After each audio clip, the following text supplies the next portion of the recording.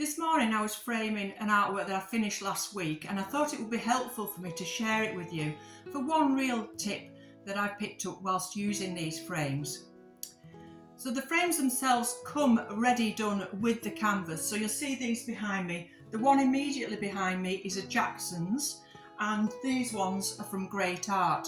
The difference is these came with the frames ready painted white, and these ones, they come with them as a natural wood and then you paint them yourselves. Actually, these are much better value. They come with the fixings. With the Jackson's ones, they don't actually come with enough screws for you to screw the whole thing in. So I've got my own screws. I also have a little electric screwdriver, which is very, very handy.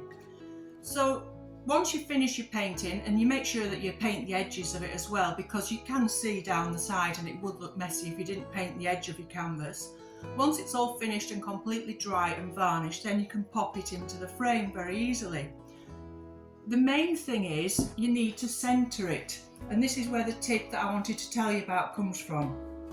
I found that I'd had a piece of cardboard, a corrugated cardboard, that was just the right thickness for the little gap that we need to leave at the edge. So I put 4 pieces down each edge, and that means that it doesn't move around whilst you're actually putting the screws in, and it keeps it centred. So just a very easy, handy tip, and actually it wouldn't be a bad thing if the manufacturer sent out a little spacer.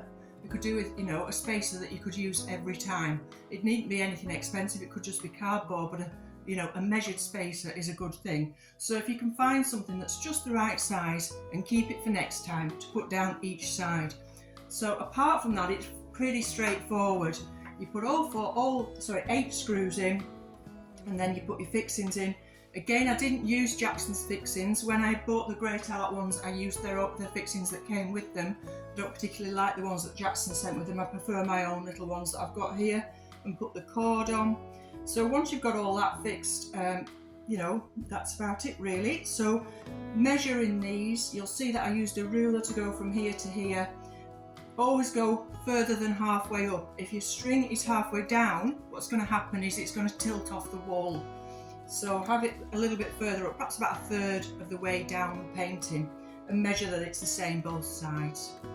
Okay, so I'm hoping that you found that handy. I'm not sponsored either by Jackson's or Great Art, but I really do like these.